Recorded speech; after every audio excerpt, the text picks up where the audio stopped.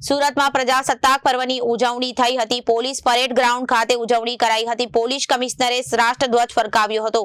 Police parade ground ખાતે parade રજૂ કરવામાં આવી હતી। અલગ અલગ પ્લાટૂનોએ રાષ્ટ્રધ્વજને સલામી આપી અને પોલીસને શ્વાન દળની આકર્ષક પરેડ અને 2026નું લક્ષ્યનો ડ્રગ્સ અભિયાન અને સાયબર ક્રાઇમ પર લગામ લગાવી। પોલીસ કમિશનર અનુપમસિંહ ગેહલોતને પોતાના સંબોધનમાં સુરતને મિની ભારત ગણાવ્યું હતું। આજે 77મો પ્રજાસત્તાક દિવસે દેશભરમાં પ્રજાસત્તાક દિવસની ઉજવણી થઈ રહી છે। સુરતમાં પણ અનેક વિવિધ કાર્યક્રમો કરવામાં આવી રહ્યા છે। સુરત શહેર પોલીસ વિભાગ દ્વારા પણ Athwa lines police parade ground ખાતે પ્રજાસત્તાક દિવસની ઉજવણી કરવામાં આવી હતી। પોલીસ કમિશનર અનુપમસિંહ ગેહલોતની અધ્યક્ષતામાં ઉજવણી થઈ હતી। પોલીસ હોમગાર્ડ ટીઆરબી સહિત અલગ અલગ પ્લાટૂન્સ દ્વારા પરેડ કરવામાં આવી હતી અને અલગ અલગ કરતબ દેખાડી ઘોડસવારી સહિત વિવિધ સાંસ્કૃતિક કાર્યક્રમોની ઝાંખી પણ પ્રદર્શિત કરવામાં આવી હતી। દેશભક્તિના ગીતો પર બાળકોએ સાંસ્કૃતિક ઝાંખી રજૂ કરી હતી। કામગીરી કરનાર પોલીસ અધિકારી કર્મચારીઓનું સન્માન કરવામાં આવ્યું હતું અને પત્ર અને મેડલ આપી તેમને સન્માનિત કરાયા હતા। સુરત પોલીસ કમિશનરે પ્રજા જોગ માટે સંદેશ પાઠવ્યો છે। ગણતંત્ર દિવસ નિમિત્તે સર્વપ્રથમ હું સુરત શહેર પોલીસ પરિવાર તરફથી આપણા સુરતના નગરજનોને ખૂબ ખૂબ શુભેચ્છા આપું છું। 1950 થી 2026 તક बात કરીએ તો અમારે સંવિધાન લાગુ થયા, બધા અમે લોકો ભારતીય લોકો સંવિધાન સ્વીકાર્યા અને આજે અમે જોઈએ છીએ કે કેટલા ઝડપથી આપણા દેશનો વિકાસ થયા। એના મુખ્ય ફાળો છે કે આપણા જો અમારા ગ્રંથ છે, અમારા સંવિધાન તો તમામ ધાર્મિક ગ્રંથોથી બી પવિત્ર છે। તો એના લીધે જો આજે 142 કરોડના દેશમાં જો અમે જે રીતે બધા લોકો એક સાથે હળી મળીને રહેતા હોય છે, અલગ અલગ અમારા જો ડાયવર્સિટી એટલી છે છતાં અમારી યુનિટી છે, ચાહે અમારા ભાષા હોય, ચાહે અમારા જો અલગ અલગ પ્રકારના મેળા તીજ તહેવારો હોય જોઈએ। અને આ જ રીતે સુરત શહેર જો 90 લાખની વસ્તી ધરાવતા શહેર છે, જેને અમે મિની ભારત તરીકે ઓળખીએ છીએ, કારણ કે 28 રાજ્યોના લગભગ 40 લાખ લોકો આપણા સુરત શહેરમાં રહેતા હોય। ગુજરાતના 33 જિલ્લાના લોકો અહીંયા રહેતા હોય તો મિની ગુજરાત બી છે, મિની ભારત બી છે।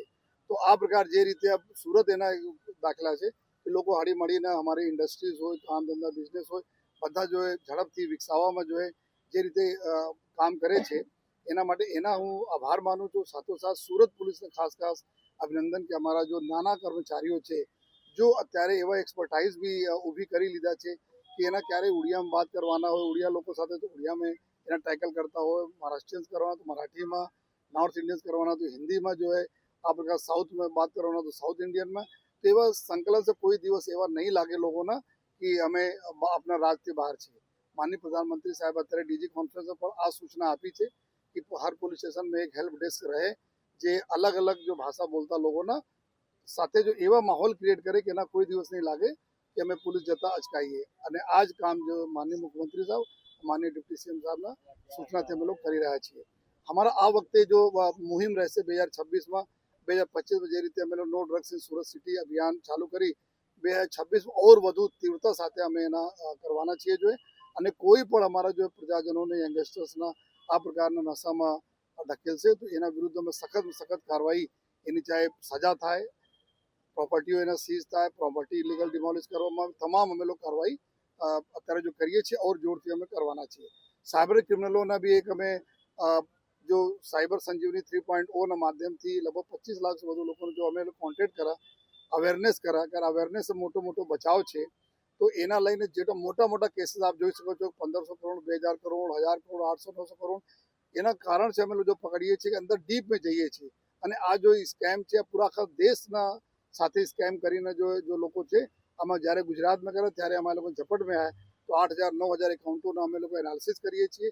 તો અમારી ટીમ અત્યારે એટલી સક્ષમ છે, અમે લોકો ટ્રેનિંગ લઈને દિલ્હી જઈને ટ્રેનિંગ લીધા, ત્યાંથી અહીંયા આવીને એક્સપર્ટ્સને બોલાયા અને આ રીતે ક્રિપ્ટો સેલ હોય આપણે અહીંયા કોઈ બી હોય તમામ પ્રકારના ગુનાઓનો શોધવા અમે લોકો સક્ષમ છીએ। જોઈએ ટ્રાફિકમાં બી અમે લોકો જે રીતે સિગ્નલના હેલ્મેટના પાલન થયા તો અમારો સુરત શહેર સુરતી જો કે સ્વચ્છ શહેર છે, એર ક્લીન કરવામાં બી અમે લોકો બહુ આગે છીએ, વોટર સપ્લાયમાં બી ક્લીન વોટરમાં આગે છે। આ રીતે નો હોંકિંગના અમે બધા રિક્વેસ્ટ કરીએ છીએ આપ અમારા મીડિયાના માધ્યમથી પ્રજાજનો સાથે કે આપણા સિનિયર સિટીઝન નાના બાળકોને એવા માહોલ નહીં આપીએ બિનજરૂરી અમે હોર્ન વગાડીએ જેથી આ લોકોના મગજ ઉપર અને તમારા પૂરા બોલે કે માનસિક બેલેન્સ બિગડી જાય એવા કામ નહીં કરવા જોઈએ, જેથી આપ લોકો સહયોગ આપશો અને આ વર્ષ અમારા માટે નો હોંકિંગ માટે રહેશે જોઈએ। અને સાથોસાથ જો સમગ્ર જેટલા બી કાયદો અને વ્યવસ્થા, કારણ કે કોઈ પણ જગ્યાનો વિકાસ ત્યારે થાય જ્યારે કાયદા અને વ્યવસ્થા ખૂબ સારા રહે છે. અને સુરતમાં ખૂબ સારી કાયદા અને વ્યવસ્થા છે, એના બધા ક્રેડિટ અમારા લોકોનો જાય છે કે આ બધાના સહકારને લીધે અમે લોકો સુરત શહેર પોલીસ કામ કરી શકીએ.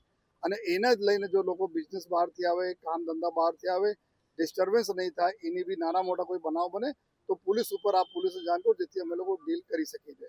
અને ફરીથી આ પૂરા જો વર્ષ રહેશે 2026ના વર્ષ, અમે જે રીતે અગર સમપ કરીએ તો અમે નાર્કોટિક્સના કેસમાં અમારી ડ્રાઈવ, ટ્રાફિકને લઈને લોકોની સુરક્ષા, સાયબર ક્રિમિનલોના અને ઇકોનોમી, જો ગાડી કમાઈને લોકો બિચારા પૈસા મહેનત કરીને કમાય અને કોઈ એને છેતરી નહીં જાય, એની તમામ સુરક્ષા અમે રાખવાના જો ડિપ્ટી સીએમ સાહેબની સૂચના છે, આ પ્રકાર સુરત શહેર પોલીસ કરશે.